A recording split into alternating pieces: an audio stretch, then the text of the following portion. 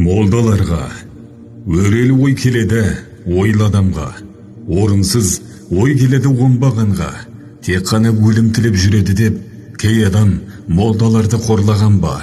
Үйленсең, некеңді кім қиып берер? Құдайым қосақ беріп қолдағанда, азан айтып атыңды кім қояды? Жаныңды мына өмірге жолдағанда. Жаназаңды шығарар адам іздеп, өлгенде ісің түсер молдаларға.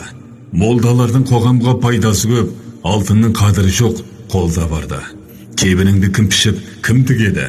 Егер имам молдалар болмағанда, ұшынсаң, ұшықтап дем салып берер, тіл тигізбе тектен тек молдаларға.